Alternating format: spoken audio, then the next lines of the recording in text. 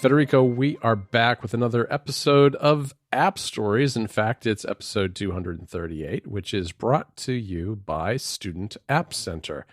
Federico, say hello to the people. How are you doing? Hello, people. There you go. Very good. Thank you. I'm a professional podcaster. I'm doing really well. You take instruction very well, Federico. Yes, thank you. I can do that. I'm doing really well. I'm really happy with how everything went last week. You know, with our big launch for.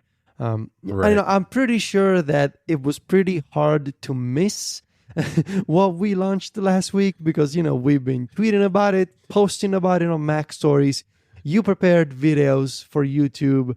We did announcements on the new club website, but in case you missed it, I'm gonna be that guy. I found one person on Twitter who missed it and was looking for whatever happened to the archive page of newsletters. So there are a couple people out there. See, there you go. So in case you missed it, we announced the brand new Club Mac Stories. And here's a good way to think about it. Club Mac Stories is now 3 different tiers. The existing one, still the same. Still $5 a month, still $50 a year. You get the same perks. It's never going away. You still get Mac Stories Weekly, the monthly log unplugged. If anything, you get something new now, which is the brand new club website. Still the same address, club.macstories.net.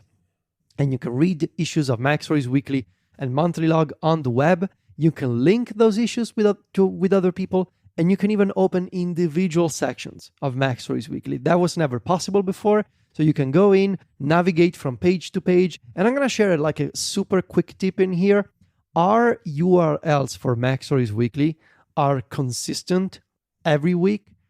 So if you open, if you want to quickly navigate to, issue 157 for whatever reason on Mac Stories Weekly, just open the latest issue on the club website and change the number in the address bar, and you're done. And that's a consistent, super easy way to navigate to back issues of Mac Stories Weekly. What's new is Club Mac Stories Plus. So Club Mac Stories Plus, $10 a month, $100 a year, is a brand new version of Club Mac Stories that comes with even more content. So we're doing 2 new monthly columns, the Macintosh Desktop Experience by John and the Automation Academy by me. And, there's going to be descriptions about these columns on Mac Stories and the club website. I don't want to dig into the details again here, but that's part of what we are doing. Brand new tools to browse the complete archive of Club Mac Stories starting from 2015. Because the brand new website that we launched is based on a platform that we call Calliope. And over the past few months, we went in and imported the full back catalog content of Club Mac Stories ever since it began in September 2015.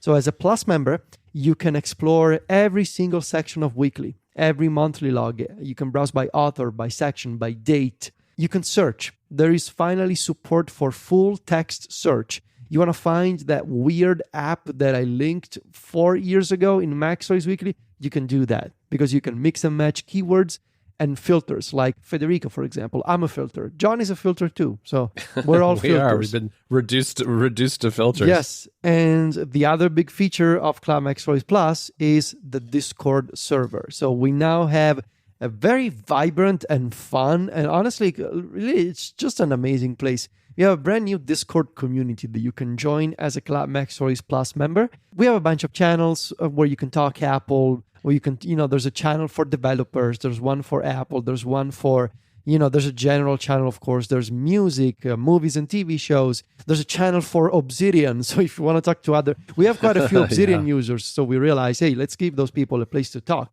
I'm one of them. But really what stands out, I think, in this Discord community, you may have seen other Discord communities before. What I'm really proud of here is the community activities that we have. We're going to do stuff together as a community. And the first thing we are doing is the AV Club. The AV Club is, reference from you may have seen this in movies about high school and whatnot, especially from the 80s and 90s. This is like a book club, but for all kinds of media. So each month we're going to pick something, whether it's a video game, a movie, a TV show, a book, a music album, whatever. We're going to choose as a community. We're going to have a community poll. We're going to decide what to watch or read or play. And we're going to do it together, and we're going to discuss it together. we're doing town halls. So these are like a live podcast Q&A where we update all the Discord community about what's going on. We are going to do, I'm going to assign homework to people in the Automation Academy channel. It's a really fun place to be. And that is, exclusively for Club MacStories Plus members. Now, you may wonder, what's the deal with Club Premier? And that's the most expensive plan, $12 a month or $120 a year, but there's a good reason for it. That's because with Premier, you get everything. You get everything in a single package. It's like the ultimate bundle for everything Mac Stories.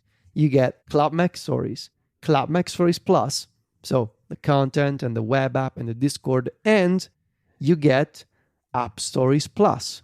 So App Stories Plus, we're all about the plus now. App Stories Plus. We are. Yes. App Stories Plus, and I'm almost done here. So I think I was able to do this in like 3 or 4 minutes. App Stories Plus, premium version of the same show. The regular App Stories show that you're probably listening to right now has existed since 2017. It's not going away. We're still going to do a free weekly ad-supported show. But there's a better version of it now, which is App Stories Plus. And it's better because you get extra content. So we're doing an exclusive pre-show where John and we talk about additional stuff before the regular show. It's ad-free, so no interruptions. It comes out a day early. So, App Stories, for the past 4 years, John has published, episodes of App Stories at about 1 p.m. my time, which I think it's early morning US, which has allowed 6 a.m. 6 a.m. for me. And that has helped a lot of listeners over the years, listen to App Stories on their Monday commute. But as you may know, time zones exist, and it's not always Monday morning for all of our listeners around the globe. So we are going to release App Stories Plus 1 day before, on Sundays most weeks, unless there's like an embargo, and we cannot publish the episode the day before. But most weeks, you will get App Stories a day early, which is pretty awesome. And lastly, App Stories Plus, it's delivered in higher bitrate. So my accent is going to sound more accenty, and John's voice is going to sound even better and warmer. Smoother. And smoother. So that's the deal. Club Premiere is the best way to get everything all at once. And lastly, I just want to say thank you, because this launch, it went amazingly well. We're all very happy, tired, but really, really happy. We're having so much fun in the Discord. And, we have big plans for this thing. We have big plans, like long-term, but also short-term, like looking ahead at September. I just had a pretty sweet idea today for my iOS review in terms of how to divide perks for regular Club MacStories members, like I've always done, and the new sort of generation of Plus and Premier members. And I think I got an idea that is just right. So that's going to be fun.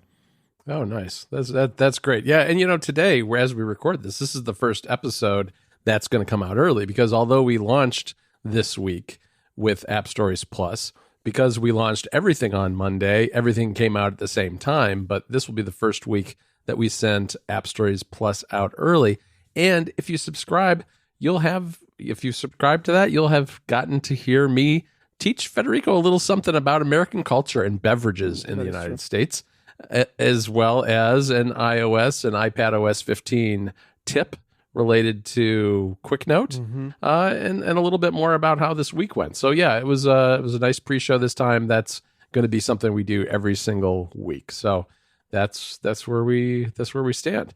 Federico, today I want to talk to you about Mac apps, and I don't know if I want to start out by calling it a mess, but I guess I will call it a mess. I mean, it's a mess only because we're in this transition phase for the Mac where, Apple's doing a huge transition, both of the hardware and the software. And that's meant that now there are a whole bunch of different ways to build Mac apps. And there are good reasons, I think, for a lot of those. But now, you've got AppKit, you've got Catalyst, of course, Swift UI, and then, of course, there are third-party solutions like Electron, too. And the reason this has been on my mind lately is in part because I'm sure a lot of listeners already know that AgileBits came out with 1Password 8 as an early access beta. And for the record, I haven't tried it. I have no opinion whatsoever about whether it's good or not, because I just don't feel like I need to be on the beta train for my password manager, because version 7 is perfectly fine for me. But it is built with Electron, and they drew a lot of heat for that. And I think, I understand where that's coming from, and this isn't going to really be a show about what happened with AgileBits and what they're up to. But it got me thinking about how there are so many different ways to make a Mac app now that you got to wonder, what really is a Mac app these days? Because there's so many different apps made in so many different ways. And I think the reaction to things like Electron in particular, a lot of times is, well, the problem with Electron is because it's built on web technologies, they are not accessing the same APIs that you would traditionally find with AppKit. And so a lot of times they behave differently. They don't follow conventions that people are used to. And that does make them more difficult to use. I mean, especially if you're used to using native apps, it's just one more layer of things you have to kind of figure out before you're good at a particular app. And this week, I was, for Club Mac Stories, in my column, The Macintosh Desktop Experience, I was testing something called the Loop Deck Live, which is a little accessory for your Mac that, it has buttons and dials on it, and it acts as a control panel for the apps on your Mac. And it has a setup app for setting up the shortcuts and automations that you can apply to these various buttons and dials. And it's, I think, made with Xamarin. And it's not a great app, but on the other hand, it's also one of those apps where, I got to kind of go in there and set up my automations from time to time as I think about something that I want to do. But it's not an app that I'm working in, in any kind of major way day to day. So despite the fact that Xamarin made it a little harder to use than I would have expected, it kind of looks like a Windows app in a lot of ways. I don't really mind that, I guess. I can live with it because I like the accessory itself so much. And once it's set up, I'm dealing with the hardware. I'm not dealing with the software. So I'm okay with it in that circumstance. So what I thought we would talk about today is, where do we draw those lines? What's okay? What's not okay? I think it's a very messy issue, because part of the reason for that, I think, is because, especially when you're talking about the Apple frameworks and APIs, it's not really accurate to say this is a Catalyst app and this is a Swift UI app and this is an AppKit app, because a lot of these things are hybrids now where there's a little bit of everything in them. And I feel like it's maybe a bridge too far to just blame the frameworks themselves. That there's really a certain level of, I guess, responsibility on the developer's part to pick the right thing for whatever they're building.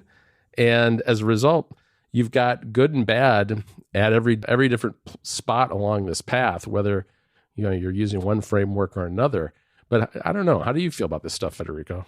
I feel like this is a very complex conversation, because in an ideal world, obviously I would love it if every single app were native. And by native, it's not just like the quality of an app is not dictated by the UI framework that you use. I feel like you can use an amazing app and it doesn't use UIKit or on Windows, what's it called, Windows UI, or like the native framework. You can use a non-native application and it's still like the most useful app you have.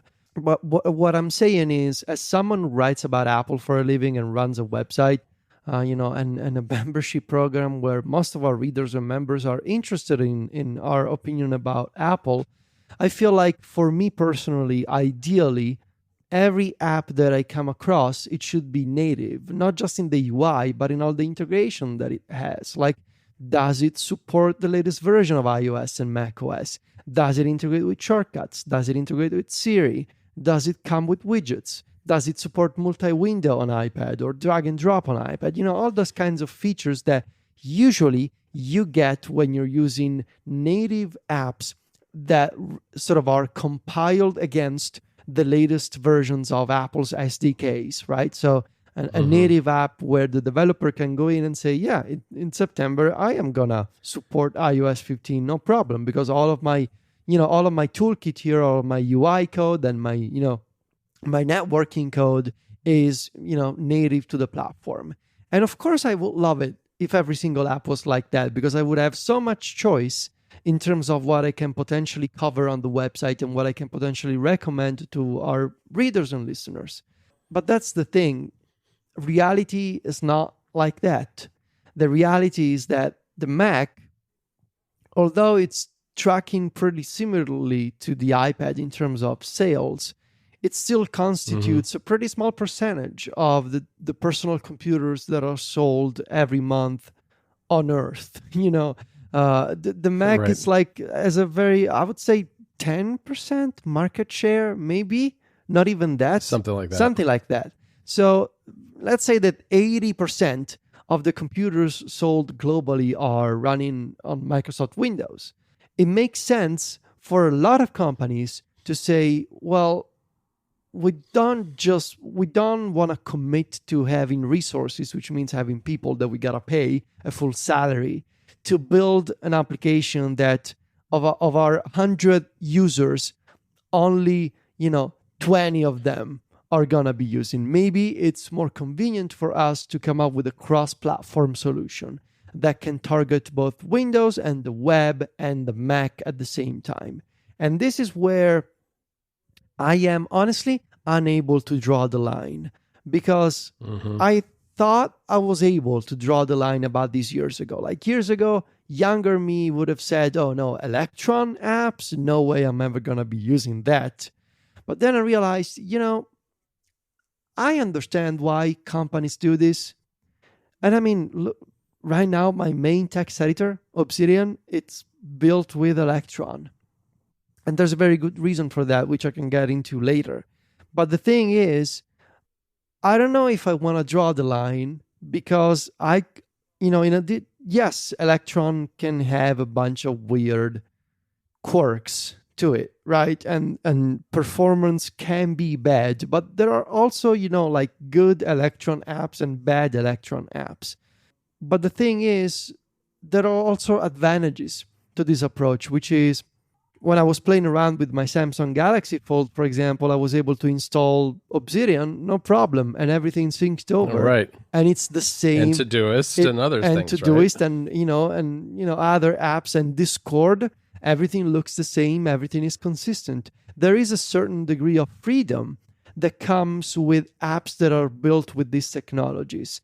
And I understand if a part of our listeners and of our readers are more strict in terms of the kind of experiences that they allow on their devices. And I totally understand that. I think it's totally understandable. And for many apps, I'm also like that. But I think it's important to understand why this phenomenon is happening. And that is, for a lot of companies, it doesn't make financial sense to commit to building a native Mac version of an application that may just easily exist as a web app or as a hybrid app built with Electron or similar technologies. Yeah, I think, to add to that point, I would say that I think part of this is also driven by the rise of mobile, because it's far easier for a company to build an Electron app that works across multiple desktop operating systems than it is to do that on mobile devices. Now, Obsidian, for instance, on iOS and iPadOS is not native UI. It does have elements of Electron in there. However, there is still more that has to be done to bring an app to mobile, even if it's got those underlying web technologies built into it. So I feel as though that's driving part of this, because mobile is so big, it's worth it to these companies to do something oftentimes either totally custom for that platform using native mobile UI where it wouldn't be for the desktop, or the desktop has just been kind of pushed into the corner to a degree where it's just not as important a part of their business as it maybe was 5 or 10 years ago. This episode of App Stories is brought to you by Student App Center. Student App Center is the home of awesome student discounts on premium apps and software. They've partnered with some of the best developers around, including 1Password, Little Snitch, Todoist, and a whole lot more. Student App Center was created by just one person to make it easier for students to find discounts on Mac, iPad, and iPhone apps. They offer two types of discounts: standard discounts, which are simply links to existing student discounts. This type of discount is designed to make it super easy to find out which developers are offering discounts. And then there's fast track discounts. And these are some of the most popular discounts on Student App Center. Provided that you have a student email address, the fast track process is instant. Simply enter your email into the website and you'll be sent a discount right to your email. And if you don't have a student email address, don't worry. Submit your student card or other proof that you're a student, and they'll review it. And once you're approved, you'll get access to claim any fast track discount using your personal email for 30 days. Now is the perfect time to check out Student App Center as people are going back to school for the fall. There are so many good apps here. I want to name just three of my favorites: Downy, CleanShot X, and Unite 4. Downy is a fantastic app for downloading video from all sorts of sources on the web, including YouTube, which is where I use it the most. CleanShot X is a screenshotting and screen recording app. It's a utility that sits in your menu bar, and it takes the kind of basic thing you can do with the Mac's screenshotting tools and takes them to an entirely different level. It's a fantastic app. Unite 4 is a single-purpose browser. It allows you to create applications, web apps. For instance, I have one for Club Mac Stories. I can go through and look at the newsletters just by using this single-purpose browser. Federico has some favorite picks in here too. Daisy Disk to figure out what's hogging space on your storage on your Mac. Todoist, the task manager, which is available on all of Apple's platforms plus the web. And Mailbrew, which delivers all sorts of content to your email inbox. You can find all of these apps and over 100 more amazing discounts at studentappcenter.com/appstories. That's studentappcenter.com/appstories. So don't delay now. Go check out these discounts. They're really good deals. We'll have the link in the show notes too. studentappcenter.com/appstories. Our thanks to Student App Center for their support of the show. Now, I think another thing that gets really complicated with this, Federico, is that there's a certain parallel between criticisms of Electron and criticisms of things like Catalyst and Swift UI. Because if you look at them in a very superficial way, it's almost as though Apple's doing the same thing. It's not that Apple's making these frameworks that are designed to work across other companies' platforms, but they're designed to work across its own platforms, all the way from the Apple Watch on up to the Mac.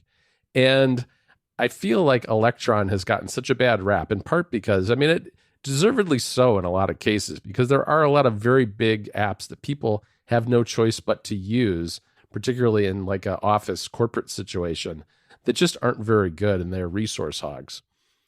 And I feel like that those feelings about Electron then transfer over to things like Mac Catalyst and Swift UI. But I think the issues there are different. On Catalyst, Mac Catalyst has come an awful long way. And if a developer wants to do a Mac app that someone can't tell is a Catalyst app, it is possible, or it's very nearly possible, except to someone who really knows the underlying frameworks well. And a good example of that is Craft, which is very close to a native app look and feel, to the degree where I know I raised it in our club Discord recently, and there were people who were like, "What, really?" And I get that every time I mention it, because it just feels like a regular Mac app. Now, part of that is because Mac Catalyst is being coupled with AppKit frameworks to add those bits that are missing from Mac Catalyst to make it feel more native on the Mac. So that's where it gets complicated. For some developers who have an iPad app, the reason to have it on a desktop might not be quite as compelling as on the iPad. A good example is note-taking apps that use the Apple Pencil.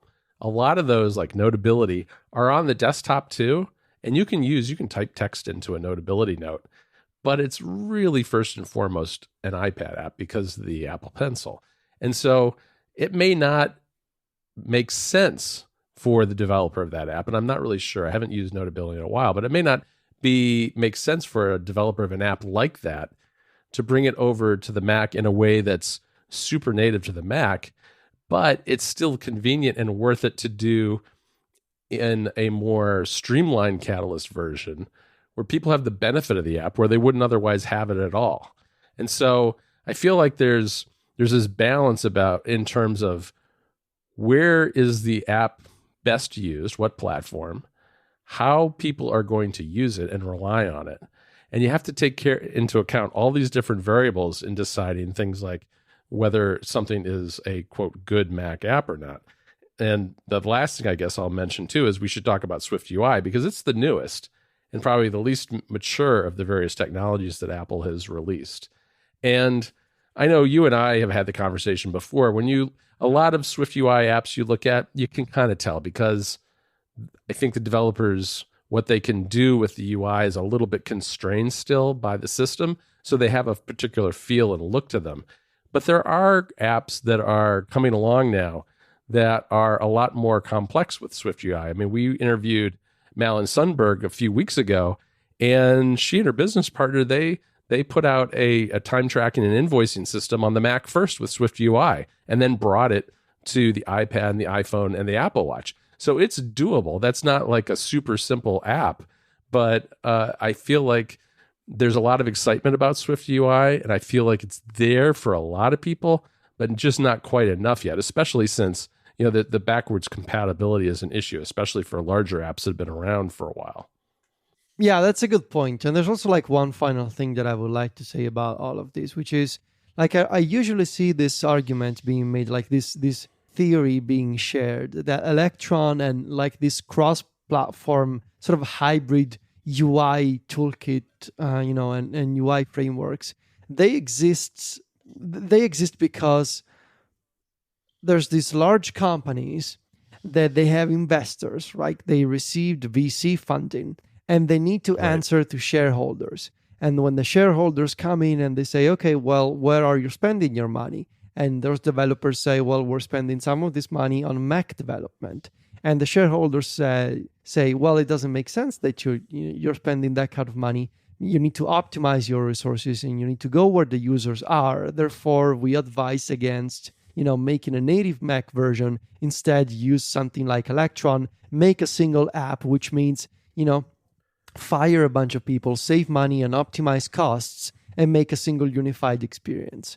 And I mean, surely that has happened at some companies, right? I'm sure it has. I'm sure that's the case at some large companies. But I would also like to, mention this other side to Electron, which is it's also enabling smaller studios, indie development studios, to being able to release products that, more or less people on PC and Mac and Linux can use. Take a look at Obsidian, right? There was a pandemic project from 2020 from 2 people. I believe the Obsidian team is 2 people. And these 2 people were able to release a note-taking app that is sort of revolutionizing the space. And because it was built on Electron and it was built on web technologies, it allows people with a basic knowledge of CSS and JavaScript to put together themes and plugins, which are extending the functionality of Obsidian. And they're so easy to make because it's literally like in some parts of it, it's literally like a web view. And which means, more people are making plugins and extensions. Therefore, it becomes this virtuous cycle of, because it's Electron, users are making cool stuff for it, therefore potentially attracting even more users to the product. And I believe, John, you mentioned in our conversations before another similar product called Typeform, which I think is a text editor that is also built with Electron by an indie team. So I think it's interesting how these technologies, they're not just for big companies with shareholders complaining about native Mac apps and resources and, cutting back on spending for full-time Mac developers. I think there's also a fascinating side, which is these technologies, they are enabling smaller studios that don't have the capacity to hire more people to target more platforms and therefore more users by making a cross-platform experience. Right. I think that's a really good point. And I guess I would maybe kind of close out the conversation myself by just saying that, yes, I prefer very native, look and feel type Mac apps. That's my preference. I would really like all my apps to be that way, but I guess I also take a fairly practical approach to it. I do use Obsidian, which is an Electron app, and there are iPad apps that are on the Mac now as Catalyst apps that maybe aren't what you would call, you wouldn't say that they fit in with the traditional model of a Mac app, but I'd still rather have them on my Mac than not have them. And that's kind of my bottom line. It really comes down to the quality of the app more than the frameworks on which they're built. Now, I hope Apple does really well with the M1 Macs and that the Mac market grows exponentially and that this won't be a conversation we have in the future.